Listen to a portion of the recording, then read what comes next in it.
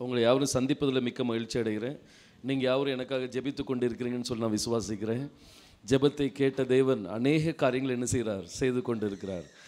கர்த்தருடைய பரிசுத்த நாமத்துக்கு மகிமை உண்டாவதாக. இன்றைக்கி நான் நேரடியாக செய்திக்குள்ளே போகிறேன். எப்படின்னா கொஞ்சம் பெரிய செய்தி.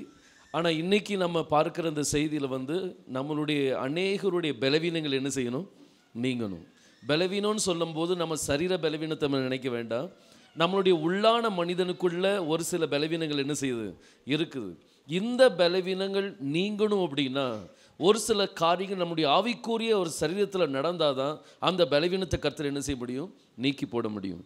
இன்றைக்கி நம்ம கண்ணாடியில் போய் முகத்தை பார்க்குறோம். கண்ணாடியில் நம்ம எத்தனையோதோட முகத்தை பார்க்குறோன்னா ஒரு நாளைக்கு எத்தனையோதோட நம்ம முகத்தை பார்க்குறோம். நம்மளுடைய சரீரத்தில் ஏதாவது ஒரு பழுது இருந்துச்சுன்னா, நம்மளுடைய முகத்தில் ஏதாவது ஒரு பழுது இருந்துச்சுன்னா உடனே நம்மளால் தாங்க முடியாது. சிலவங்க பார்த்தீங்க அப்படின்னா பியூட்டி இந்த க்ரீம்ஸ் என்ன செய்வாங்க, அப்ளை பண்ணுவாங்க. பல கெமிக்கல் அப்ளை பண்ணி அந்த பலவீனத்தை நீக்கிறதுக்கு எவ்வளோ முயற்சிகள் என்ன செய்கிறோம், நம்ம செய்கிறோம். ஆனால் ஒரு தடவையாவது நம்மளுடைய ஆவிக்குரிய மனிதன் எந்த நிலைமையில இருக்கிறான்னு சொல்லி ஏதாவது ஒரு கண்ணாடி இருந்தால் நம்ம என்ன செஞ்சிடலாம், பார்த்துடலாம். நம்மளுடைய உள்ளான மனிதன் எப்படி இருக்காங்கிறது நம்மளுக்கு யாருக்குமே என்ன செய்யாது, தெரியாது. அவன் வியாதிப்பட்டு கிடக்கிறானா, பலவீனத்தோடு இருக்கிறானா, அவன்கிட்ட என்ன பழுது இருக்குது, இதை நீக்குவதற்கு நம்ம என்ன செய்யணும் அப்படிங்கிறதுக்கு கொடுக்கப்பட்ட ஒரே ஒரு கண்ணாடி. என்ன கண்ணாடி அப்படின்னா வேதம் தான் நம்மளுக்கு அது என்னது, கண்ணாடி. இந்த கண்ணாடியில் முகத்தை நம்ம அடிக்கடி பார்க்கணும். பார்க்க பார்க்க பார்க்க நம்மகிட்ட இருக்கிற பலவீனங்கள் நம்மளுக்கு என்ன செஞ்சிடும், தெரிஞ்சிடும் பார்த்துடுங்க. ஸோ அதே போல் இன்றைக்கி நம்ம இந்த கண்ணாடியில் நம்ம முகத்தை பார்க்க போகிறோம். பார்க்கும்போது மற்றவங்க யாரையும் பார்க்கக்கூடாது. நம்ம என்ன செய்யணும், இந்த கண்ணாடியில் யார் முகத்தை தான் பார்க்கணும், நம்ம முகத்தை தான் பார்க்கணும். நம்ம எப்படி இருக்கோங்கிறது தான் பார்க்கணும். இந்த உலகத்தில் எத்தனையோ பேர் எப்படி இருந்துட்டு போட்டோம், ஆனால் நம்ம முகம் இந்த வேதத்தில் சொல்லப்பட்ட அந்த அழகு முகத்தை போல நம்மளுடைய முகம் என்ன செய்யணும், மாறணும். சரி, நம்ம ஒரு வசனத்துக்குள்ளாக நம்ம கடந்து செல்வோம். வாசிக்கலாம். வெளிப்படுத்தின விசேஷம் 6ஆம் அதிகாரம் 7ஆம் வசனம் 8ஆம் வசனம், இந்த 2 வசனத்தை நம்ம வாசிப்போம்.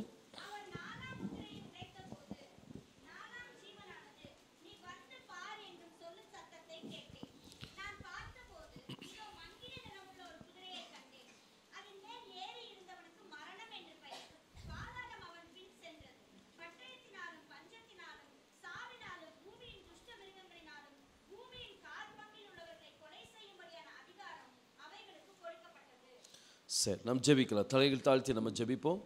ஜெபிக்கும் போது நம்ம கர்த்தரிடத்தில் கேட்போம், கர்த்தாவே இன்று நீர் என்னோடு பேசுன்னு சொல்லி கேளுங்க. கர்த்தாவே என்னிடத்தில் என்ன பலவீனங்கள் இருந்தாலும் அந்த பலவீனம் நீங்குவதற்கு நீர் எனக்கு உதவி செய்யும் சொல்லி கேளுங்க. கர்த்தர் நிச்சயமாக அந்த காரியத்தை கர்த்தர் நம்மளுக்கு ஆசீர்வாதம் தருவார். நாம் ஜெபிக்கலாம். ஸ்தோத்திரம் கர்த்தாவே, வானத்தையும் பூமியையும் படைத்த எங்கள் எலோஹிம் தேவனை, எல்ஷடாய் தேவனை துதிக்கிறோம், ஸ்தோத்திரிக்கிறோம் அப்பா. இந்த நேரத்திலும் கூட வாசிக்கப்பட்ட இந்த வசனத்தை எங்களுக்கு நீர் ஆசீர்வதித்து பிட்டு தாங்க ராஜா. அதில் இருக்கிற மறைபொருள்களை நீர் வெளிப்படுத்தி தாரும். அதில் இருக்கிற காரியங்களை நாங்கள் அறிந்து கொள்ள நீர் எங்களுக்கு உதவி செய்யும் அப்பா.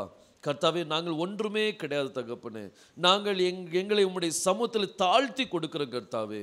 நீர் மகிமைப்படுவீராக, உம்முடைய நாமம் மகிமைப்படுவதாக. கர்த்தாவே, இந்த உலகத்தில் நாங்கள் எத்தனையோ காரியங்களுக்காக நாங்கள் பிரயாசப்படுகிறோம். ஆனால் எங்களுடைய ஆவிக்குரிய வாழ்க்கை, எங்களுடைய ஆவிக்குரிய மனிதன், எங்களுடைய ஆவிக்குரிய ஜீவியம் தேவனே, அது உம்முடைய நாம உம்முடைய ராஜ்யத்துக்கு தகுதியுள்ளவராக மாறுவதற்கு நாங்கள் பிரயாசப்படுகிற காரியம் ரொம்ப குறை கர்த்தாவே.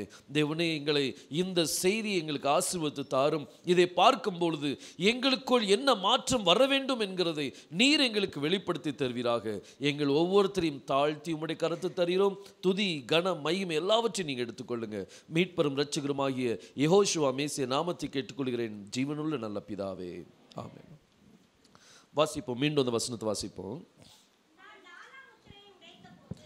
நான் 4வது முத்திரையை என்ன செய்தாராம், உடைத்தார். 4வது முத்திரை அப்படின்னு சொல்லப்பட்டிருக்குது, அதாவது 4வது சீல். இந்த 4வது முத்திரையை உடைத்த போது அங்க என்ன நடக்குதான் வாசிங்க. 4வது ஜீவனானது ஒரு சத்தம் வந்தது. என்ன அப்படின்னா, நீ வந்து பார். இந்த 4வது முத்திரை வேதத்தில் நம்ம 7 முத்திரைகளை நம்ம பார்க்குறோம். நீங்கள் வெளிப்படுத்தும் விசேஷத்தை நீங்கள் பார்த்தீங்கன்னா 5ஆம் அதிகாரத்தில் நீங்கள் பார்த்தீங்கன்னா அதில் ஒரு புஸ்தகம் 7 முத்திரைகளால் என்ன செய்யப்பட்டிருக்குது, முத்திரிக்கப்பட்டிருக்குது. இந்த முத்திரைகளை உடைப்பதற்கு யாருமே தகுதி இல்லை அப்படிங்கிற ஒரு காரியம் வரும்போது யோவான் பயங்கரமாக அழ ஆரம்பிக்கிறான். கர்த்தாவே, இதை திறக்கிறதுக்கு யாருமே இல்லையா, இந்த முத்திரைகளை உடைப்பதற்கு யாருமே இல்லையா அப்படின்னு சொல்லி அவன் கதறும் போது அங்க ஒரு மூப்பன் ஒரு சத்தத்தை கொடுக்கிறார். ஒருவர் ஜெயம் கொண்டிருக்கிறார், யூதா கோத்திர சிங்கம் ஜெயம் கொண்டிருக்குன்னு சொன்ன உடனே அவனுக்குள்ள ஒரு ஆனந்தம். திரும்பி அந்த யூதா கோத்திர சிங்கத்தை பார்க்க திரும்பும் போது அங்க வேற யாரும் இல்லை, அடிக்கப்பட்டவன் நாம இருக்கிற ஆட்டுக்குட்டியானவரை என்ன செய்யறான் பார்க்கிறான். அவர் அந்த புஸ்தகத்தை வாங்கி ஒவ்வொரு முத்திரைகளையா என்ன செய்யறார், திறக்கிறார். இந்த உலகத்தில் முத்திரையை திறப்பதற்கு வேற எந்த மனிதனுக்கும் அதிகாரம் கிடையாது. வெறும் யெகோஷுவாவுக்கு மட்டும்தான் என்ன உண்டு, அதிகாரம் உண்டு. அவர் ஒவ்வொரு முத்திரையா உடைக்கிறார். இப்போ இங்க 4வது முத்திரை நம்ம என்ன செய்ய போறோம், இன்னைக்கு பார்க்க போறோம். இந்த 4வது முத்திரை, இந்த முத்திரை அப்படிங்கிற இந்த வார்த்தைக்கு ஹீப்ரூல என்ன சொல்லுவாங்க அப்படின்னா கதம் அப்படின்னு சொல்லி சொல்லுவாங்க. கதம் அப்படின்னு சொல்லி சொல்லுவாங்க. ஹிந்தியில வந்து கதம்னா என்னது, முடிஞ்சதுன்னு சொல்லி அர்த்தம். கத்தம்னா என்னது, முடிஞ்சது. ஹிந்தியில் நீங்கள் பார்த்தீங்கன்னா இப்படி தான் நிறைய இந்த பாபேல் டைமில் இப்படி தான் ஆயிருக்குன்னு நினைக்கிறேன். யாராவது ஹீப்ரு ஜனங்கள் யாராவது முத்திரை போடுன்னு சொல்லியிருப்பாங்க, இவன் எல்லாம் முடிஞ்சதுன்னு நினச்சிருப்பான். சீல், அதாவது முத்திரை அப்படிங்கிறதுக்கு ஹீப்ருவில் என்ன சொல்லுவாங்க, கத்தம் அப்படின்னு சொல்லி சொல்லுவாங்க.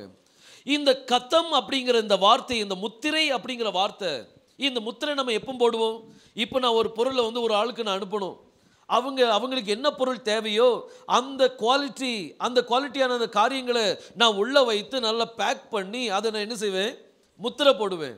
முத்திரை போடும்போது உள்ள என்ன நடக்குது, உள்ள இருக்கிற பொருள் கிடைக்க போற ஆளுக்கு தேவையான காரியங்கள் எல்லாமே கம்ப்ளீட்டா இருக்குன்னு சொல்லி அர்த்தம். ஸோ இந்த முத்திரை போட்டு நீங்க அனுப்பும்போது சரியான இடத்துக்கு போய் சேர்ந்த உடனே அந்த முத்திரை என்ன செய்யப்படும், திறக்கப்படும். இடையில எத்தனையோ கைகள் மாறும், எத்தனையோ கைகள் வழியா போகும், ஆனா அது அவங்க திறக்க முடியாது.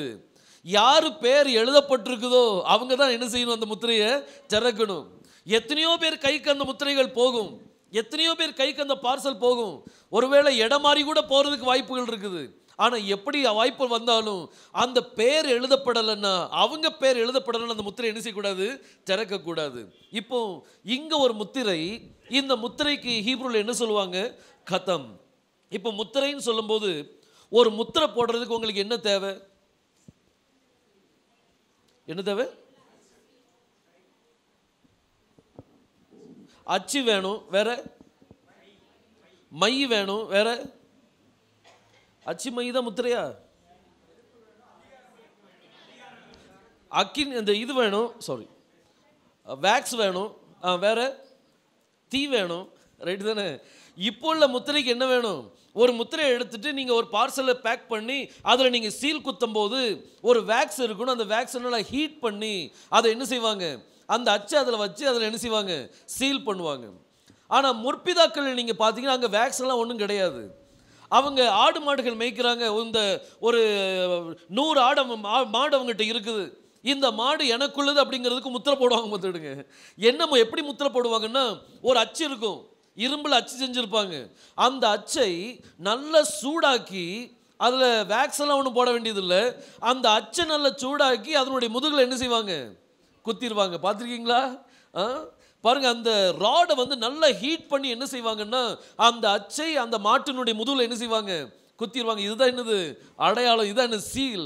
இது என்ன சீல், இது யாருக்குள்ளது, யாராவது பிடிச்சிட்டு போயிட்டாங்கன்னு வைங்க, உடனே இவங்க போய் தேட போவாங்க, நம்ம மாடு இங்கே அது மிக்ஸ் ஆகிட்டா அப்படின்ட்டு சீலை தான் பார்ப்பாங்க.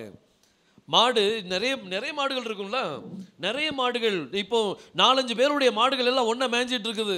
தன்னுடைய மாடு எது அப்படின்னு சொல்லி எப்படி கண்டுபிடிப்பாங்க, அங்க ஒரு சீல் இருக்கும். ஏதாவது ஒரு மாடு மிஸ் ஆயிட்டுன்னு வைங்க, அப்போ அந்த மாட்டின் எஜமான்ட்டெல்லாம் போவாங்க, போய் பார்ப்பாங்க, என் மாடு எங்கே மிஸ் ஆயிட்டுப்பா, உனக்குள்ள இருக்குதான்னு பார்ப்போம். அந்த மாட்டை எப்படி பார்ப்பாங்க? அதனுடைய சீலை பார்ப்பாங்க, தடவி பார்ப்பாங்க, அந்த சீல் இருக்கா. அந்த சீல் அவனுடைய சீலாக இருந்ததுன்னா அவன் சொல்லுவான், இது யாருடைய மாடு? என்னுடைய மாடு. ஸோ இந்த சீல் குத்துறதுக்கு ஒரு அச்சு தேவை. அந்த அச்சை என்ன செய்ய வேண்டி இருக்குது? சூடு பண்ண வேண்டி இருக்குது. இந்த ரெண்டு காரியம் தான் அதுக்கு தேவைப்படுங்க. இந்த கதம் அப்படிங்கிற இந்த வார்த்தை நீங்க பார்த்தீங்கன்னா, இதுல முதல் வார்த்தையும் கடைசி வார்த்தையும் நீங்க எடுத்தீங்க அப்படின்னா அதை காம் அப்படின்னு சொல்லுவாங்க. என்ன சொல்லுவாங்க? காம். வேதத்தில் எங்கேயாவது காம் கேள்விப்பட்டிருக்கீங்களா? Same com யாபேத். இந்த காம் அப்படின்னு சொன்னா அதுக்கு அர்த்தம் வந்து சூடுன்னு சொல்லி அர்த்தம், ஹாட் அப்படின்னு சொல்லி அர்த்தம். இந்த ஹாட். அடுத்தது நடுவில் நீங்க பார்த்தீங்கன்னா என்ன எழுத்து கொடுக்கப்பட்டிருக்குது? தாவ். தாவ் வந்து முற்பிதாக்கள் எப்படி எழுதுவாங்க? சிலுவை சின்னத்தை என்ன செய்வாங்க? போடுவாங்க. இங்க ஒரு ராட் இருக்குது, இங்க ஒரு அடையாளம் இருக்குது. என்ன அடையாளம்? சிலுவைங்கிற அடையாளம். இந்த சிலுவைங்கிற அடையாளம் இப்ப என்ன செய்யப்பட்டிருக்குது? சூடா இருக்குது.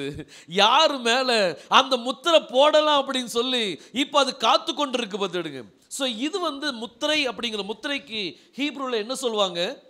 கதம் அப்படின்னு சொல்லுவாங்க. கதம்னா உங்களுக்கு ஞாபகம் வரணும் என்ன அப்படின்னா, ஒரு ராட் ரொம்ப நல்ல சூடா இருக்குது, அது சீல் குத்துறதுக்காக எப்படி இருக்குது? ஆயத்தத்தோடு என்ன செய்யுது? காணப்படுது. இந்த சீல், இந்த சீலிங் வந்து ரொம்ப முக்கியமான சீலிங். இந்த சீலிங் யார் திறக்க முடியும்? அவரை தவிர வேற யாரும் என்ன செய்ய முடியாது? அந்த சீலை ஓபன் பண்ண முடியாது. அந்த சீலை ஓபன் பண்றதுக்கு யெகோஷுவாவை தவிர வேற யாரும் என்ன செய்ய முடியாது? பண்ண முடியாது. இப்போ இங்க 4வது முத்திரையை நம்ம பார்க்கிறோம். இந்த 4வது முத்திரையில ஒரு ஜீவன் வந்து நீ இங்கே வந்து பார் அப்படின்னு சொன்ன உடனே அடுத்தது 8ஆம் வசனத்துல அவன் என்னத்தை பார்க்கிறான் பாருங்க. நான் பார்த்தபோது என்ன பார்க்கிறான்? மங்கின நிறமுள்ள ஒரு குதிரை என்ன செய்யறான்? பார்க்கிறான். அதுக்கு மேல ஒரு குதிரை இருக்குது. அதுக்கு மேல ஏறி இருந்தவனுக்கு, இந்த குதிரை மேல ஏறி இருந்தவனுக்கு என்ன பேரா? மரணம். இவன் பேர் வந்து டெத். இவன் பேர் என்னது? டெத், மரணம் என்கிற பெயர். குதிரை மேல ஏறி இருக்கிறவன் மங்கின நிறமுள்ள ஒரு குதிரை. சீலை ஓபன் பண்ணி பார்த்தா உள்ள அவன் பார்க்குறான். உள்ள பார்க்கும்போது நம்ம டெலிவிஷன் மாதிரி நடக்குதுங்க, அப்படிதானே? ஒரு புஸ்தகம் அங்கே முத்திரையிடப்பட்டிருக்குது. அந்த முத்திரையை திறந்த உடனே லைவ் டெலிகாஸ்ட் நடக்குதுங்க. என்ன டெலிகாஸ்ட் நடக்குது? குதிரை மேல குதிரை ஒன்று ஓடிக்கிட்டு இருக்குது. அதை பார்க்குறான். அந்த குதிரை மேல யார் இருக்கா? ஒரு மனுஷன் உட்கார்ந்து இருக்கிறான். அவனுடைய பேர் என்ன பேரு? மரணம் என்கிற பேர். என்னைக்கு அப்படி பார்த்துருக்கீங்களா? புக்கை திறந்த உடனே லைவ் டெலிகாஸ்ட் ஓடுறத பார்த்துருக்கீங்களா? லைவ் பார்த்துருக்கீங்களா? அப்படி எல்லார் கையிலையும் கிடச்சி போச்சு. மொபைலில் கொடுத்தாச்சு. இப்போ அது பார்த்தது எந்த டிவினாலும் என்ன செஞ்சுக்கிடலாம்? இப்போ பார்த்துக்கிடலாம் பாருங்க. சரி, நான் அதோட கம்பேர் பண்ண விரும்பலை. இங்கே இந்த யோவான் வந்து இவன் ஒரு சீன் அவன் பார்க்குறான். மங்கின நிறமுள்ள ஒரு குதிரை வேகமாக போயிட்டு இருக்குது. அது மேலே ஒரு மனிதன் உட்கார்ந்து இருக்கிறான். அவனுடைய பேர் என்னது? மரணம். அவனுடைய பேர் ஜீவன் கிடையாது. அவன் பேர் என்னது? மரணம். அப்போ இது யெகோஷுவா கிடையாது. இது தேவனுடைய தூதனை என்ன செய்ய முடியாது? இருக்க முடியாது. மரணம் அப்படின்னு சொன்னா அப்ப இது யாரா தான் இருக்கணும்? பிசாசாக தான் என்ன செய்யணும்? இருக்கணும். இந்த பிசாசு இந்த முத்திரைக்குள்ள ஒரு சில வேலைகளை செஞ்சுட்டு இருக்கிறான். இந்த பிசாசு யாருங்கிறது உங்களுக்கு தெரிஞ்சிட்டுனா அவன்கிட்ட இருந்து எப்படி தப்பிக்கணுங்கிற ஒரு வழி நம்மளுக்கு என்ன செஞ்சிடும்? தெரிஞ்சிடும். இந்த கத்தமை நீங்க மறக்காதீங்க. இது ரொம்ப முக்கியமான ஒரு காரியம். இந்த சீலிங் வந்து ரொம்ப முக்கியமான ஒரு காரியம்.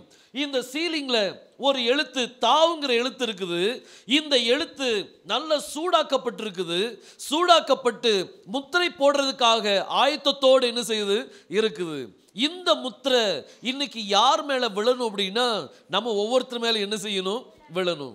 நம்ம மேல முத்திரை விழுந்துட்டுனா யாருக்கு அதிகாரம் உண்டு? சிலுவையில் அடிக்கப்பட்ட அவருக்கு மட்டும்தான் இந்த முத்திரைக்கு அதிகாரம் உண்டு. இன்னைக்கு நம்ம எல்லாரும் யார் தெரியுமா? கர்த்தர் சொன்னார், என் நுகத்தை நீங்க என்ன செய்யுங்க? ஏற்றுக்கொள்ளுங்க. பாருங்க, மத்தேயு 1ஆம் அதிகாரம் 11ஆம் அதிகாரம் 29ஆம் வசனத்தை வாசிங்க. மத்தேயு 11ஆம் அதிகாரம் 29ஆம் வசனம். நான் சாந்தமும் மனத்தாழ்மையுமாய் இருக்கிறேன். என் நுகத்தை நீங்க என்ன செய்யுங்க, உங்க மேல என்ன செய்யுங்க, ஏற்றுக்கொள்ளுங்கன்னு சொன்னார். அப்போ நுகம் யார் மேல வைப்பாங்க? நுகம் யார் மேல வைப்பாங்க? மாட்டு மேலதான் என்ன செய்வாங்க, வைப்பாங்க. அதனால நம்மளை திட்டுறதுல தப்பே இல்லை. ஆனா எரும மாடுன்னு சொன்னாதான் தப்பு. மாடுதான் பாருங்க. இந்த ஆனா பாருங்க, கர்த்தர் சொன்னார் என் நுகத்தை நீங்க என்ன செய்யுங்க, உங்க மேல ஏற்றுக்கொள்ளுங்கன்னு சொல்லி சொன்னார்.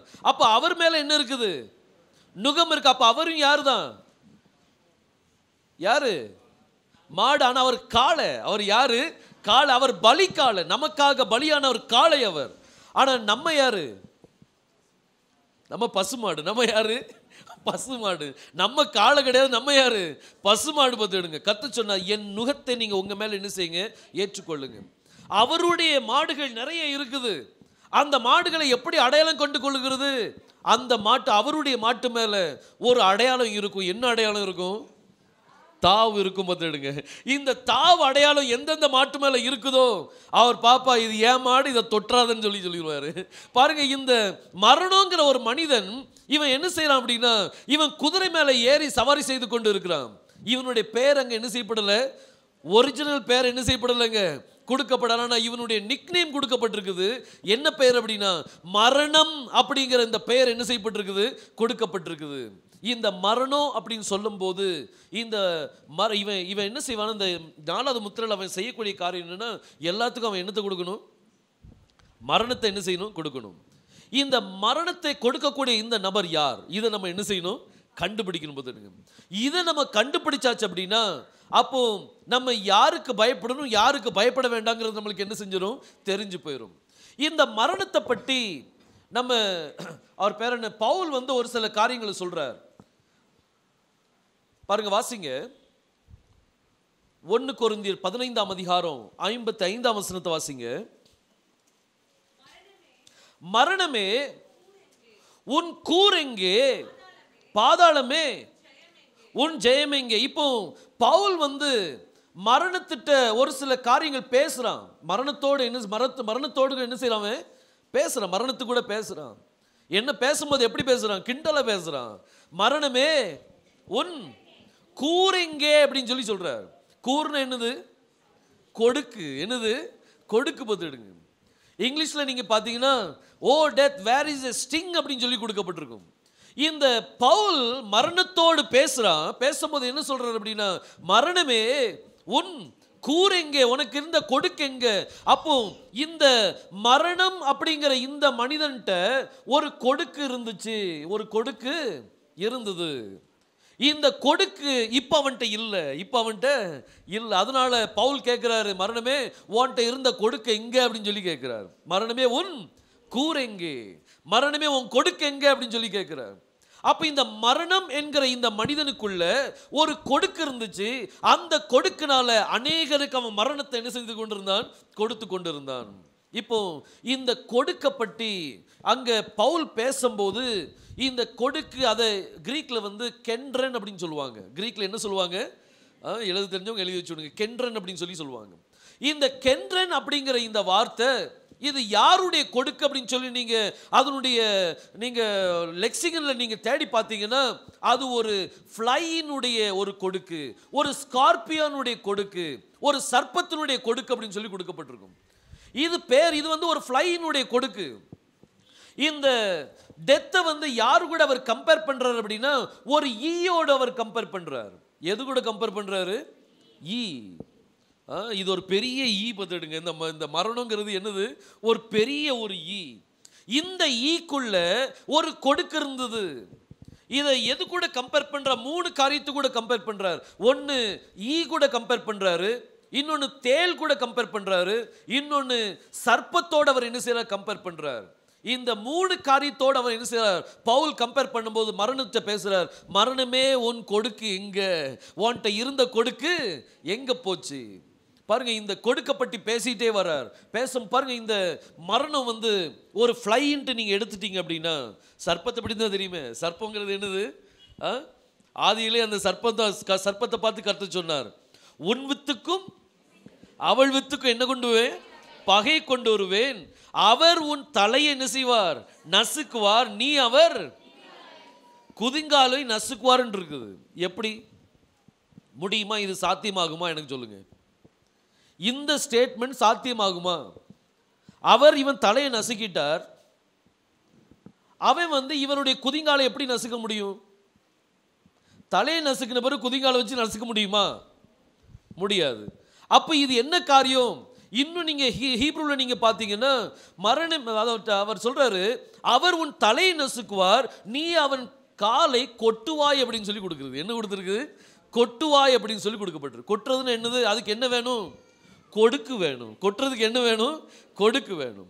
பாருங்க, இவர் தலையை நசுக்கிறாரா, அந்த சர்ப்பத்தின் தலையை நசுக்கும் போது அதுட்ட கொடுக்கு இருக்கு, அந்த கொடுக்க வச்சு இந்த காலை என்ன செய்யறான்? கொட்டுறான். இந்த காரியங்களை நீங்க அப்படியே நீங்க பார்க்கும்போது மரணம் அவனுக்குள்ள ஒரு கொடுக்கு இருக்குது. அந்த கொடுக்க அவன் பயன்படுத்துறான். அவன் பயன்படுத்தும் போது அநேகருக்கு அவன் என்ன செய்யறான்? மரணத்தை அவன் கொண்டு வர்றான். பார்த்துடுங்க, இங்க மரணம் அப்படிங்கிற இந்த காரியத்தை பவுல் அதோடு கூட பேசுறான். மரணத்து கூட என்ன செய்யறான்? அவன் பேசுறான். மரணமே ஓ கூர் எங்கே அப்படின்னு சொல்லி மரணத்து கூட பேசுறான். நீங்க யாராவது பேசுறீங்களா? மரணத்து கூட பேசுறீங்களா? பேசணும். மரணத்து கூட என்ன செய்யணும்? பேசணும். திடீர்னு ஒரு வியாதி வரும், வியாதி கூட பேசுங்க. வியாதியே உன் கொடுக்கு எங்க அப்படின்னு சொல்லி கேளுங்க. வியாதி ஒன்றும் செய்ய முடியாது. வியாதிட்ட நீங்க பேசணும். வியாதிட்ட சொல்லணும், வியாதியே நீ எனக்குள்ள வர்றதுக்கு உனக்கு எந்த தகுதியும் கிடையாது. அப்படி சப்போஸ் நமக்குள்ள ஏதாவது ஆவிக்குரிய பலவீனம் இருந்ததுன்னா உடனே சரண்டர் பண்ணுங்க. கர்த்தாவே, என்னிடத்தில் இந்த பலவீனம் இருந்தது, இது நிமித்தம் இந்த வியாதி எனக்குள்ள வந்திருக்கலாம், நீர் என்னுடைய பாவத்தை என்ன செய்யும்? மன்னியும். இந்த பாவத்தை கர்த்தருடைய சமூகத்தில் ஒப்பு கொடுத்துட்டு அந்த வியாதியோடு நீங்க என்ன செய்யுங்க? பேசுங்க. வியாதியே நீ எனக்குள்ள வர்றதுக்கு ஒரு தகுதியும் கிடையாது, இனிமே நீ என்ன செய்ய? ரிட்டர்ன் போயிரு. எங்க இருந்து வந்தாயோ அங்கே நீ என்ன செய்ய? ரிட்டர்ன் போயிருன்னு சொல்லி நீ கமிஷன் கொடுத்து பாருங்க. அது கண்டிப்பா என்ன செய்யணும்? நம்மளை விட்டு போயிரு. அது ஒன்றும் செய்ய முடியாது நம்மளை. பாருங்க, இந்த மரணத்தோடு கூட பவுல் சொல்றாருல ஒரு இடத்துல, முதல் சத்துரு யாரு? உன் வீட்டாரே முதல். வீட்டாருன்னா வீட்டில் உள்ள ஜனங்கள் நினைச்சிடாதீங்க. நம்ம சரீரம் தான் என்னது? வீடு. இந்த வீட்டில் ஒவ்வொரு அவையும் இருக்கு. இதுதான் நம்மளுக்கு என்னது? எதிரி. நம்ம உபவாசம் போடும்னு நினைப்போம், அப்போ தான் பிரியாணி வாடை அடிக்கும், நல்ல சிக்கன் வாடை அடிக்கும், நல்லா ஃப்ரை பண்ணி நம்ம கண்ணு முன்னாலத்துக்கு வச்சிருவாங்க. என்னது? இங்க பரீட்சை நடக்குது. உன் வீட்டாரே உன் சத்துரு. முதல் சத்துரு உன் வீட்டார் தான். எது? மூக்கு தான் வீட்டார். அந்த அதுதான் முதல் சத்துரு. பார்த்துடுங்க, இந்த உபவாசத்தை கெடுக்கிறதுக்கு என்னென்ன வழி உண்டோ எல்லாம் செய்வான். பாருங்க, இந்த முதல் சத்துரு வீட்டார். ஆனா கடைசி சத்துரு என்னது தெரியாதா? கடைசி சத்துரு என்னது? மரணம் தான் கடைசி சத்ரு. பரிகரிக்கப்படுகிற கடைசி சத்ரு மரணம் சொல்லி கொடுக்கப்பட்ட. அப்போ கடைசி சத்ரு யார் அப்படின்னா மரணம் தான் கடைசி சத்ரு. இந்த சின்ன சின்ன சத்ருவோடு நீங்க பேச பழகிட்டீங்கன்னா பெரிய சத்ரு நிற்கும் போது அவனை ஈஸியா என்ன செஞ்சிடலாம்? நீங்க தோக்கடிச்சிடலாம். தலைவலியையே நம்மளால சோகப்படுத்த முடியாது. அந்த மரணம் வந்துருந்தா எப்படி நம்ம பேச போறோம்? காய்ச்சல் வந்துச்சுன்னா உடனே நம்மளுக்கு யார் ஞாபகம் வரும்? யார் ஞாபகம் வருது? டாக்டர் ஞாபகம் வரும். இல்லாட்டி ஒரு சிலவங்க வேற எது ஞாபகம், அனாசின் மாத்திரை, இல்லாட்டி என்னது குரோசின், இப்படி பல மாத்திரைகள் பேர் எல்லாம் ஸ்டாக்ல வச்சிருப்பாங்க. ஏதாவது ஒரு பலவீனம் உடனே அந்த மாத்திரை ஞாபகம் வந்துடும் உங்களுக்கு. பாருங்க, நமக்கு எத்தனை பெரிய பலவீனம் வந்தாலும் இந்த பலவீனத்தை நீக்கிறதுக்கு நம்மளுக்கு ஒரே ஒரு நாமம் கொடுக்கப்பட்டிருக்கு. என்ன பேரு? யெகோஷுவாங்கிற பேர். அந்த பேர் வச்சு அவனை என்ன செய்யலாம்? நீங்க துரத்தலாம். இந்த சின்ன சின்ன வியாதியோடு நீங்க அவனை துரத்ததுக்கு உங்களால் முடியல அப்படின்னா பெரிய கோலியாத்தாகி அந்த மரணம் நிற்கும் போது நம்ம எப்படி அவனை சமாளிக்க போறோம்? சிந்திச்சு பாருங்க. அப்போ இனிமே நம்ம என்ன செய்யணும் அப்படின்னா, எந்த பலவீனம் வந்தாலும் சரி, முதல்ல என்னது? முழங்கால போட்டு கர்த்தரை நோக்கி பார்த்து, கர்த்தாவே, நீர் எனக்கு கொடுத்த பலத்துல இந்த பலவீனத்தை யெகோஷுவா மேசியாவின் நாமத்தினால இதை துரத்துறேன் கர்த்தராவின்னு சொல்லி துரத்தி பாருங்க. அது ஓடுவான். அவன் என்ன செய்வான்? ஓடுவான். அப்போ நீங்க சும்மா உட்கார்ந்துட்டு இருக்காதீங்க. ஓட என்ன செய்யணும்? அவனை விரட்டணும். ஓட விரட்டணும். உங்களுக்குள்ள ஒரு புது தெம்பு என்ன செய்யும்? வரும்போது எடுங்க. ஒரு சிலவங்க நான் பார்த்துருக்கிறேன், அவங்க புக் வச்சிருப்பாங்க. வியாதியஸ்தர்கள் அவங்களுக்காக ஜெபிக்க வரும்போது அவங்க பேரு, அவங்க என்ன வியாதி, அவங்க எத்தனை தேதி வந்தாங்க அப்படின்னு சொல்லி எழுதி வச்சிருப்பாங்க. எழுதி வச்சு அவங்களுக்காக ஜெபிப்பாங்க, போராடி ஜெபிப்பாங்க.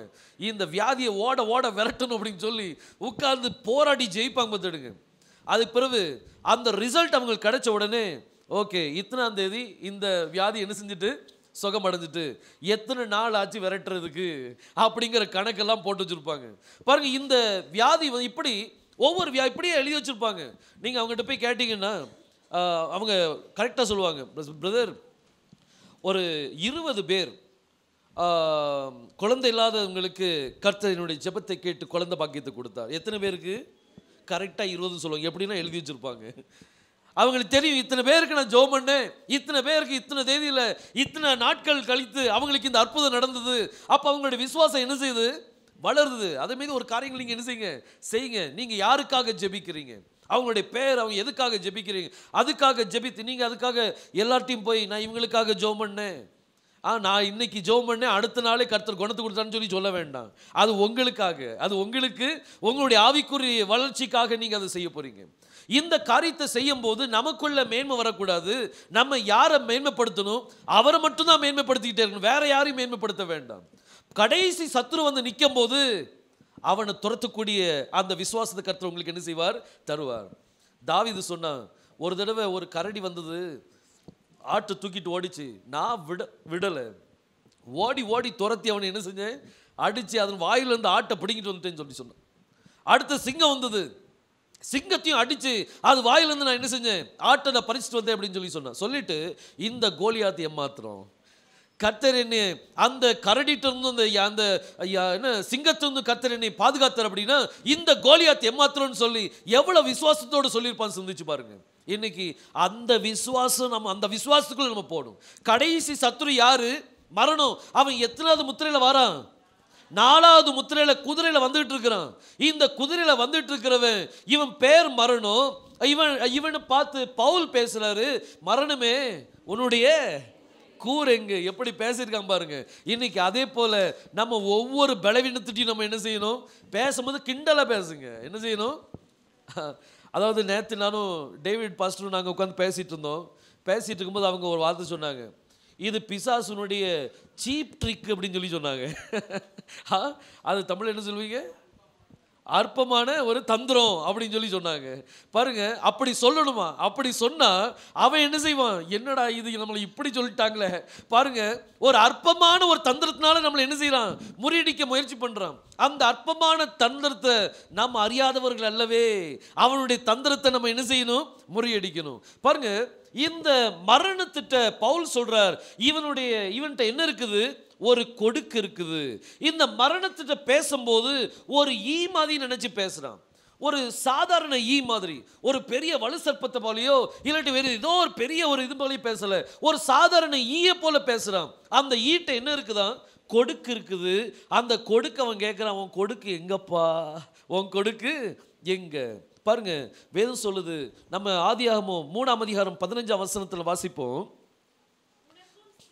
உனக்கும் ஸ்திரீக்கும் உன் வித்துக்கும் அந்த சர்ப்பத்தின் வித்துக்கும் அவள் வித்துக்கும் பகை உண்டாக்குவேன். அவர் உன் தலையை நசுக்குவார். நீ என்ன செய்வாய்? குதிங்காலை கொட்டுவாய். ஓகே, கொட்டுவாய். இது எப்போ நடந்துச்சு? யெகோஷுவா சிலுவையில் இருக்கும்போது அவர் பிசாசின் தலையை என்ன செய்தார்? நசுக்கினார். அவன் என்ன செஞ்சான்?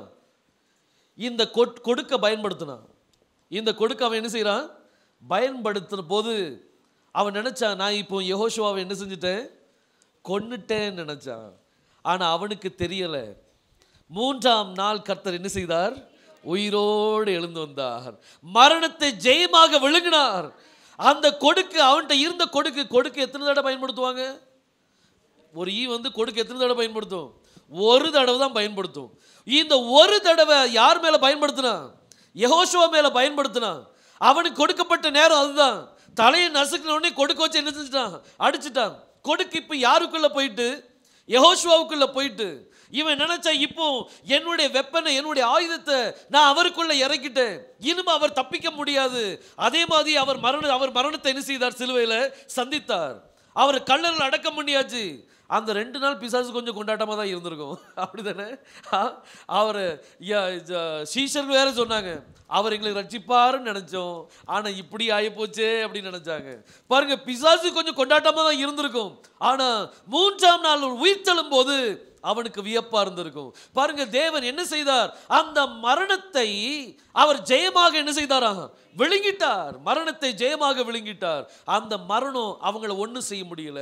இந்த கொடுக்கை அவர் இப்ப என்ன செஞ்சிட்டார்?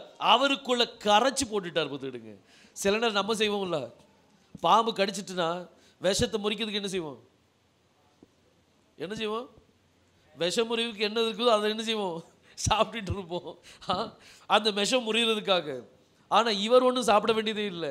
இவரே அந்த விஷத்தை என்ன செஞ்சிட்டாரு? ஸ்வாலோ பண்ணிட்டார். பார்த்துடுங்க, மரணத்தை ஜெயமாக விழுங்கி விட்டார். இப்போ அந்த ஈ வெறும் ஈ தான், அதுகிட்ட கொடுக்கு இல்லை. கொடுக்கு என்ன செய்யல? இல்லை. பாருங்க, வேதம் சொல்லுது, எபிரேயருக்கு எழுதின நிருபம் 2ஆம் அதிகாரம் 14ஆம் வசனத்தை வாசிங்க. எபிரேயருக்கு எழுதின நிருபம் 2ஆம் அதிகாரம் 14ஆம் வசனம். ஆதலால் பிள்ளைகள் மாம்சத்தையும்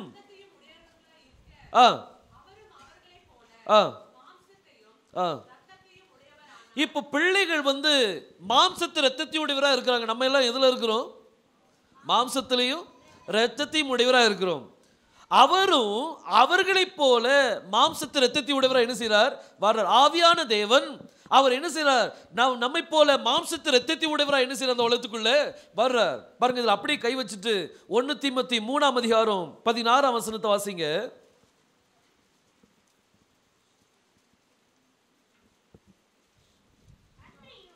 அன்றியும் தேவ பக்திக்குரிய ரகசியமானது. இது என்னதான்? ஒரு பெரிய ரகசியம். தேவ பக்திக்குரிய ரகசியமானது யாவரும் ஒப்புக்கொள்ளுகிறபடியே மகா மேன்மையான ஒரு ரகசியம். என்ன ரகசியமா? தேவன் என்ன செய்தாரா? மாம்சத்தில் வெளிப்பட்ட பிள்ளைகள் மாம்சத்தையும் இரத்தத்தையும் உடையவராக இருக்க அவரும் அவர்களைப் போல என்ன செய்தார்? மாம்சத்தையும் இரத்தத்தையும் உடையவரானார். எதுக்காக அவர் மாம்சத்தில் வரணும்? பாருங்க, எபிரேயர் நிருபத்தில் வருவோம் திரும்ப. மரணத்துக்கு அதிகாரியாகிய, மரணத்துக்கு அதிகாரி யாரு? இந்த மரணத்துக்கு அதிகாரி யாரு? பிசாசு, சாட்டன். இந்த மரணத்துக்கு அதிகாரியான பிசாசானவனை தமது மரணத்தினாலே அவனை என்ன செய்யறதுக்கா? அவனை அழிக்கிறதுக்காக யாரெல்லாம் மரண பயத்தில் இருக்கிறாங்களோ, யாரெல்லாம் மரண பயத்துக்கு அடிமைத்தனத்தில் இருக்கிறாங்களோ யாவரையும் விடுதலை பண்றதுக்காக என்ன செய்தாராம்? அப்படியானார். மாம்சத்தில் எதுக்காக வந்தார்னா, எல்லாரும் தன்னுடைய பிள்ளைகள் எப்படி இருக்காங்க? மரணத்துக்கு அடிமையா என்ன செய்றாங்க? இருக்கிறாங்க. மரண பயத்துக்கு அடிமையா இருக்கிறாங்க. பாருங்க, இந்த மரண பயம் எல்லாத்துக்கிட்டையும் கொஞ்சம் என்ன செய்யும்? இருக்கும். சாக போற நேரத்தில் கூட என்ன செய்வாங்க? சொல்லுவாங்க, எனக்காக ஜெபிங்க, கர்த்தர் இன்னும் ஆயுசை என்ன செய்யணும்? கூட்டி தரணும். பாருங்க, இந்த மரண பயம் அவங்களுக்குள்ள என்ன செய்யும்? இருக்கும்போது இந்த மரண பயத்திலிருந்து விடுதலை பண்றதுக்காக கர்த்தர் மாம்சத்தையும் இரத்தத்தையும் உடையவராக என்ன செய்யற அந்த உலகத்துக்குள்ள வர்றார். இந்த மரணத்திட்ட இருந்த இந்த கொடுக்க கர்த்தர் என்ன செய்துட்டார்? எடுத்து போட்டார், அழிச்சு போட்டார். பார்த்துடுங்க, அது திரும்ப என்ன செய்யக்கூடாது? மரணத்தை கொடுக்க கூடாது. அந்த மரணத்துக்கு அதிகாரியாக பிசாசானவனை தன்னுடைய மரணத்தினால் அவனை என்ன செய்கிறார்? அழிக்கிறார். மரண பயத்தில் இருக்கிற தம்முடைய பிள்ளைகளை அந்த அடிமைத்தனத்திலிருந்து என்ன செய்யணுமா? விடுதலை பண்ணணும். இன்னைக்கு இந்த செய்தியும் அதுக்காக தான் நம்ம பார்க்கிறோம். நம்ம எந்த காரியத்திலிருந்து விடுதலை பெறணும்? மரண பயத்திலிருந்து என்ன செய்யணும்? விடுதலை வரணும். ஒரு வியாதி வந்துட்டு அப்படின்னா உடனே அவங்களுக்கு இன்னைக்கு காய்ச்சல் வந்தாலே என்ன செய்யறாங்க? பயப்படுறாங்க. என்ன பயம்? மரண பயம். காய்ச்சல், தலைக்கு காய்ச்சல்னு சொல்லி அட்மிட் ஆகுறாங்க, அடுத்த நாள் க்ளோஸ் ஆகுது. பாருங்க, இப்படி 4-5 இடத்துல இப்படி நடந்த உடனே எல்லாருக்குள்ள என்ன வந்துட்டு? காய்ச்சல்னாலே என்னதுதான்? பயம் உண்டாயிட்டு. காய்ச்சல் வந்துட்டு அப்படின்னா இது மரணத்துக்குள்ள நம்ம கொண்டு போயிருமோ ஒரு மரண பயம் எல்லாத்துக்குள்ள என்ன செஞ்சிட்டு இருக்குது? ஆட்டிட்டு இருக்குது. ஆனா கர்த்தர் சொன்னார், உன் பக்கத்தில் 1000 பேரும் உன் வலது பக்கத்தில் 10,000 பேர் விழுந்தாலும் அது உன்னை என்ன செய்யாது? அணுகாது. உன் கண்களினால் மாத்திரம் நீ அதை பார்ப்பாய், துன்மார்க்கர் வரும் பலனை நீ பார்ப்ப, ஆனால் அது உன் பக்கத்தில் என்ன செய்யாது, வராது. ஏன் அப்படின்னா வாதை உன் கூடாரத்தை அணுகாது, பொல்லாப்பு உனக்கு நேரிடாது. நமக்கு நடக்காது. நம்ம கண்களால் பார்ப்போம், செய்திகளை கேட்கலாம், ஆனால் அதை கேட்ட உடனே நம்ம என்ன செய்யக்கூடாது, பயப்படக்கூடாது. நம்ம என்ன செய்யக்கூடாது, பயப்படக்கூடாது. இந்த பயம் வந்துட்டுன்னா அவனுக்கு கொண்டாட்டமாயிரும். யாருக்கு? மரணத்துக்கு, பிசாசுக்கு கொண்டாட்டமாயிரும். பாருங்க, மரணத்துக்கு அதிகாரியாகிய பிசாசானவன் இந்த மரணத்தை பற்றி பேசும்போது பவுல் யாரோட ஒப்பிட்டு பேசுறாரு? ஒரு ஈயோட ஒப்பிட்டு பேசுறாரு. அவன் யாரு? ஒரு ஈ தான். சும்மா அப்படி அடிச்சுக்கினா நசுக்கி செத்து போயிடுவான். அப்படி ஒரு ஈ. ஆனால் அவன் காமிக்கிறது எப்படி காமிக்கிறான்? ஒரு பெரிய பிரம்மாண்டமாக தான் என்னதோ பெரியவன் மாதிரி அவன் காமிக்கிறான். He is nothing. அவன் ஒன்றுமே இல்லை. நான் ஒரு தடவை ஒரு வீட்டுக்கு நான் போயிருந்தேன். அந்த சகோதர சகோதரிகள் வந்து நல்ல ஜெபத்தில் நல்ல வாஞ்சி உள்ளவங்க. ஆனால் ஒரு சின்ன மிஸ்டேக் என்ன அப்படின்னா, பிசாசை பெருசுப்படுத்தி காமிப்பாங்க. பிசாசை என்ன செய்வாங்க? பெருசுப்படுத்தி காமிப்பாங்க. நானும் ஒரு பாஸ்டரும் உட்காந்து பேசிட்டு இருக்கோம். நீங்கள் பார்த்துருப்பீங்க அவங்கள. இங்கே வந்து ஹிந்தி சர்வீஸில் பாட்டு பாடினாங்க, பாஸ்டர் ஜோஷுவா அப்படின்னு சொல்லி. நாங்கள் 2 பேரும் அவங்கள போய் பார்க்கறதுக்கு போயிருக்கிறோம். அப்போது பேசிகிட்டு இருக்கிறோம். ஒரு ஈ வந்து அந்த வீட்டுக்குள்ளே அப்படியே வந்துச்சு பார்த்துடுங்க. உடனே அந்த சிஸ்டர் அப்படி பார்த்துக்கிட்டு, பிரதர் பாருங்கள் பிசாஸ் அப்படியே உள்ளே வரான் பாருங்க. பயங்காட்டுறது. நம்ம தேவனுடைய ஜனங்கள் இந்த ஈ கண்டெல்லாம் என்ன செய்யக்கூடாது, பயப்படக்கூடாது. ஜனங்களுக்கு இந்த ஈக்கு வந்து யாரை குறித்து பயம் இருக்கணும்? நம்மளை குறித்து பயம் இருக்கணும். இவன் வீட்டுக்கு போனால் நம்ம ஒப்பிடாது அப்படின்னு சொல்லி ஒரு பயம் என்ன செய்யணும், அவனுக்கு இருக்குன்னு பார்த்துக்கிடுங்க. அவன் யாருங்கிறது உங்களுக்கு தெரிஞ்சிட்டுனா நீங்கள் அவனை ஓட ஓட என்ன செஞ்சிடலாம், விரட்டலாம். அதனால தான் கர்த்தர் சொன்னார், என் நாமத்தினாலே பிசாசுகளை என்ன செய்வீங்க, கட்டுவீர்கள்னு சொன்னாரா, துரத்துவீர்கள்னு சொன்னாரா? துரத்தணும், ஓட ஓட விரட்டணும் பார்த்துங்க. அவனை அந்த இடத்துல இருக்க விடக்கூடாது. பாருங்க, இந்த இவன் பவுல் பேசும்போது இந்த மரணத்தை பற்றி பேசும்போது எதோட ஒப்பிட்டு பேசுறாரு? இவன் ஒரு ஈப்பா, உன்கிட்ட இருந்து கொடுக்க எங்க அப்படின்னு கேட்குறான். ஈட்ட பேசுறான். அவன் ஈயை நினைச்சு பேசுறான். மரணமே உன் கொடுக்கு எங்க, நீ என்ன ஒன்றும் செய்ய முடியாது அப்படின்னு சொல்லிட்டான். பாருங்க, இந்த ஈ அப்படிங்கிற இந்த வார்த்தையை ஹீப்ரூல என்ன சொல்லுவாங்க அப்படின்னா ஜெபூப் அப்படின்னு சொல்லுவாங்க. என்ன சொல்லுவாங்க? ஜெபூப் அப்படின்னு சொல்லுவாங்க. இந்த ஜெபூப் பற்றி நீங்க பைபிள்ல நிறைய கேள்விப்பட்டிருப்பீங்க. கரெக்ட் தானே? கேள்விப்பட்டிருக்கீங்களா? வாசிங்க, லூக்கா எழுதின சுவிசேஷம் 11ஆம் அதிகாரம் 15ஆம் வசனத்தை வாசிங்க. அவர்களில் சிலர் இவன் பிசாசுகளின் தலைவனாகிய, யாரு? நல்ல கவனிங்க, இவன் யாரா? பிசாசுகளுக்கெல்லாம் யாரா? தலைவன். அப்போ இப்படி ஒரு தலைவன் இருக்கிறான். அவன் யாரு? பிசாசுகளுக்கெல்லாம் தலைவன். பிசாசுகளுக்கு தலைவன் பெல்செபூபை கொண்டு பிசாசுகளை என்ன செய்யறானா? ஏசப்பா வந்து எப்படி துரத்துறாராம்? அவன் எப்படி தந்திரமா பேசுறாங்க பாருங்க. இயேசு கிறிஸ்து வந்து பெல்செபூபை வச்சு பிசாசை துரத்துறாங்க அப்படின்னு சொல்லி எல்லாம் கதை கட்டிக்கிட்டு இருக்கிறாங்க பாருங்க. இந்த பெல்செபூப் வந்து அப்போ கர்த்தர் சொன்னார், உங்களுடைய பிள்ளைகளை இப்போ யாரை வச்சு விரட்டிட்டு இருக்கிறாங்க? ஒரு பிசாசை விரட்டிச்சு அப்படின்னா அவனுடைய ராஜ்யம் என்ன செய்யாது, நிலைத்திருக்க மாட்டாதே அப்படின்னு சொல்லி கர்த்தர் சொன்னார். அப்போ பெல்செபூப்னு ஒருத்தன் என்ன செய்யறான், இருக்கிறான். அவன் யாரு? பிசாசுகளுக்கெல்லாம் யாரு? அவன் தலைவன். இவன் யார் அப்படின்னா, அந்த பெல்செபூப் யார் அப்படின்னா மரணத்துக்கு அதிகாரியான அந்த பிசாசானவன் தான் யாரு? அந்த பெல்செபூப். அவன் யாரு? ஜெபூப். ஜெபூப்னு என்னது? ஈ. ஜெபூப்னு என்னது? ஈ. இந்த ஈக்களுக்கெல்லாம் பிரபு. பெல்செபூப் அப்படின்னா ஈக்களுக்கெல்லாம் தலைவன் அப்படின்னு சொல்லி அர்த்தம். அப்போ இந்த ஈக்களுக்கு தலைவன்னா யாரா இருக்கணும்? ஈயா தான் இருக்கணும். அவன் யாரு? ஈ தான். அந்த ஈயை பற்றி பேசும்போது கர்த்தர் அந்த பவுல் யாரோடு கம்பேர் பண்றாரு? மரணத்தை பேசும்போது ஒரு ஈயோடு கம்பேர் பண்ணி பேசுறார். மரணமே உன் கூரைங்க, அதாவது ஈயே உன்னுடைய கொடுக்கு எங்க, ஜெபூபே உன்னுடைய கொடுக்கு எங்க அப்படின்னு சொல்லி கேட்கிறார். அவன் யாரு? எல்லா ஜெபூபுக்கும் ஒரு தலைவன், பெல்செபூப். அவன் யார்? அவன் பேரு பெல்செபூப். இவன்கிட்ட இருந்த கொடுக்கை எடுத்துட்டார். அப்போ அதுக்கு அர்த்தம் என்னது? அவன்கிட்ட ஆயுதம் இல்லை. அவன்கிட்ட ஆயுதம் இல்லை. இவன் ஒரு பிசாசு தான், ஒரு ஈ தான். ஆனா இந்த ஈட்டை இப்ப ஆயுதம் இல்லை. ஆயுதத்தை யார்கிட்ட பயன்படுத்திட்டான்? யெகோஷுவாவை கொட்டிட்டான்ல, அந்த ஆயுதம் அவருக்குள்ள போயிட்டு, ஆனா அவர் ஜெயமாக என்ன செஞ்சிட்டார்? அதை விழுங்கிட்டார். இப்ப ஆயுதம் இல்லாத ஒரு ஈய போல அவன் காணப்படுறான். ஆனா காமிப்பான், துப்பாக்கி எடுத்து காமிப்பான், சுற்றுவேன் சொன்னா உள்ள என்னது கிடையாது, தோட்டா இல்லை. பார்த்துக்கிடுங்க, வில்லு வச்சிருக்கான், ஆனா அம்பு இல்லை காமிப்பா, நான் பாரு அம்பு வச்சு நான் அடிச்சிருவேன்னு சொல்லுவான். ஆனால் அவன் அம்பு இல்லை, அவன் பொய்யனும் பொய்க்கு பிதாவுமா இருக்கான். அப்படியே காமிப்பா, நான் சுற்றுவேன்னு சொல்லி அவன் ஒன்றும் செய்ய முடியாது. வியாதியை கொண்டு வந்துட்டு நான் இப்போ உன்னை முடிச்சிருவேன் பாரு அப்படின்னு சொல்லுவான். அவன் ஒன்றும் செய்ய முடியாது, கவலைப்படாதீங்க. இந்த பிசாசை துரத்தக்கூடிய அதிகாரத்தை, இந்த வியாதியை துரத்தக்கூடிய ஒரு அதிகாரத்தை கர்த்தர் யார் கையில் கொடுத்திருக்கிறார்? நம்ம கையில் கொடுத்திருக்கிறார். அவர் என் நாமத்தினாலே பிசாசுகளை என்ன செய்வீங்க? துரத்துவீங்க. அப்படின்னா நம்ம அதை என்ன செய்யணும்? துரத்தணும், ஓட ஓட துரத்தணும். பார்த்துடுங்க, இந்த ஒரு சம்பவத்துக்கு இந்த காரியம் கர்த்தர் நம்மளுக்கு ஒரு அதிகாரத்தை கொடுத்துருக்கார். உங்களுக்கு நீங்கள் பிசாசுகளை என்ன செய்யுங்க? துரத்துங்க. சிந்திச்சு பாருங்க, நீங்க எத்தனை பிசாசுகளை துரத்திருக்கிறீங்க இது வரைக்கும்? கர்த்தர் என்ன சொன்னார்? பிசாசுகளை என்ன செய்வீங்க? துரத்துவீர்கள் அப்படின்னு சொல்லி சொன்னார். அப்போ பிசாசை நம்ம துரத்தணும். எத்தனை பிசாசுகளை நம்ம துரத்திருக்கோம்?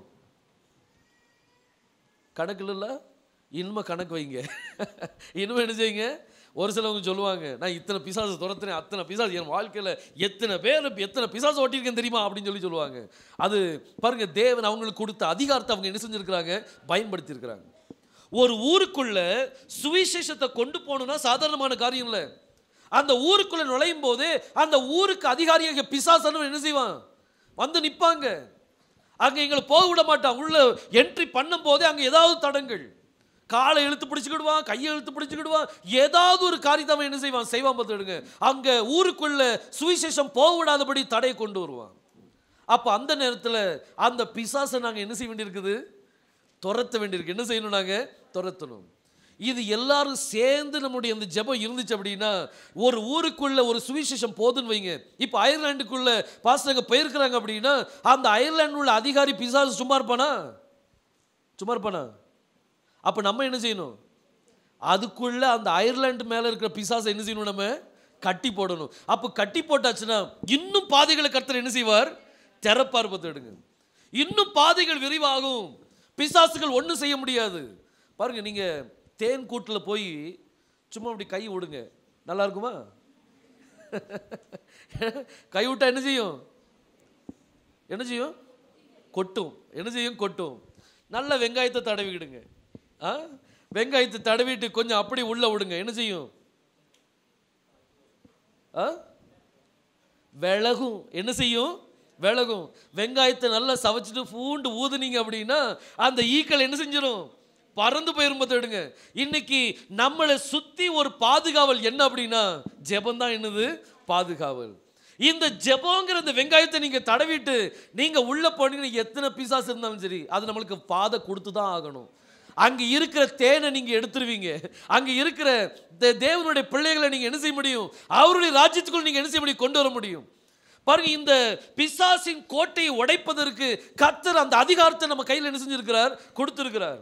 எந்த ஊர்ல நீங்க இருக்கிறீங்களோ அந்த ஊர் பிசாசுடைய கோட்டையா இருக்குமானால் பிசாசை நீங்க கடிந்து ஜெபம் பண்ணுங்க. ஒவ்வொரு விக்கிரத்தையும் கடிந்து நீங்க ஜெபம் பண்ணி பாருங்க. கர்த்தர் பெரிய காரியங்களை என்ன செய்ய முடியாங்க? சுவிசேஷம் நீங்க சொல்லலாட்டியும் பரவாயில்ல, வேற ஏதாவது பாஸ்டர்ஸ் வந்து என்ன செஞ்சிருவாங்க? அங்க நிறைய அற்புதங்களை கர்த்தர் அங்க என்ன செய்வார்? செய்து கொடுப்பார். பாருங்க, இந்த பிசாசுக்கு அதிகாரி, அதாவது பெயல்செபூப், இவன் அந்த குதிரையில் என்ன செஞ்சிட்டு இருக்கானா? போய்கொண்டு இருக்கிறான். இவன் குதிரையில போயிட்டு இருக்கும் போது இவனுடைய பேர் என்னது? மரணம். இவனுக்கு அதிகாரம் கொடுக்கப்படுது. இப்போ இவன் செத்த ஈ தான். இவன் யாரு? செத்து போன ஒரு ஈ. பாருங்க, பிரசங்கியின் புஸ்தகம் 10ஆம் அதிகாரம் 1ஆம் வசனத்தை வாசிங்க. வாசிங்க. 10ஆம் அதிகாரம் 1ஆம் வசனம். செத்த பிசாசு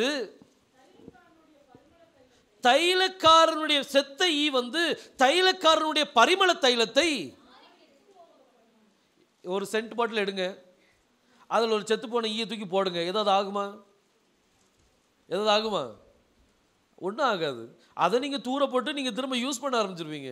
அது ஒன்றும் ஆகாது. ஆனால் இந்த பிசாசு, இந்த செத்து போன ஈ, செத்த ஒரு ஈ ஒரு தைலக்காரனுடைய தைலத்தை என்ன செய்யுமா? நாரி கெட்டு போக பண்ணும் சொல்லியிருக்குது.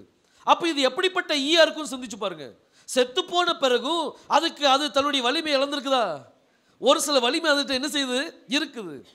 இந்த ஒரு ஈ கர்த்தர் தலையை நசுக்கிட்டார். அவன் செத்து போயிட்டான். அவன் செத்து போன ஒரு ஈ.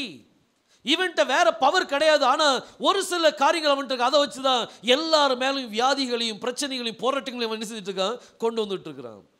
இந்த செத்த ஈய நீங்க இன்னொரு தடவை என்ன செய்ய போறீங்க? என்ன செய்ய போறோம்? நசுக்க போறோம். கர்த்தர் சொன்னார், சமாதானத்தின் தேவனானவர் சீக்கிரத்தில் பிசாசானவனை உங்கள் காலின் கீழ் என்ன செய்வாராம்? நசுக்கி போடுவார். திரும்ப ஒரு தடவை நீங்க ஒரு தடவை நம்ம ஒரு தடவை என்ன செய்ய போறோம்? அவர் ஒரு தடவை நசுக்கினாரு. ஆனா நம்ம திரும்ப என்ன செய்ய போறோம்? அவனை நசுக்க போறோம். இந்த பிசாசை கண்டு பயப்படக்கூடாது. ஒண்ணுமே கிடையாது. அவன் ஒண்ணுமே கிடையாது. முதல்ல காய்ச்சல்னா சாதாரணமாக எடுத்துடுவாங்க, 3 நாள் இருக்கும், அப்புறம் போயிடும், சும்மா போப்பா அப்படின்னு சொல்லுவாங்க. ஆனால் நீ காய்ச்சல் சொன்ன, ஐயோ காய்ச்சலா, அப்படி விட்டுறக்கூடாது அப்படின்னு சொல்லி டாக்டர்கிட்ட என்ன செய்ய கொண்டு போவோம். ஏன் அப்படின்னா அவன் அந்த பயத்தை கொண்டு வந்துட்டான். அந்த பயத்தை என்ன செய்யலாம்? கொண்டு வரான். காய்ச்சல்னாலே ஒரு பயத்தை கொண்டு வரணும். அப்போ மரணம்னா எப்படி இருக்கும் அப்படிங்கிறத காமிக்கிறதுக்கு அவன் காய்ச்சலை வச்சு அவன் என்ன செய்யறான்? ஜனங்களை பயங்காட்டிட்டு இருக்கிறான். அப்போ நம்ம அந்த காய்ச்சல் கண்டு பயப்படக்கூடாது. அது நம்மகிட்ட வர்றதுக்கு என்ன செய்யணும்? பயப்படணும். பாருங்க, இந்த மரணத்துக்கு அதிகாரியாகிய பிசாசானவன் இப்போ குதிரையில போயிட்டு இருக்கான். எதுக்கு அப்படின்னா அநேகருக்கு என்ன கொடுக்கணும்? பாருங்க, வாசிங்க வெளிப்படுத்தின விசேஷம்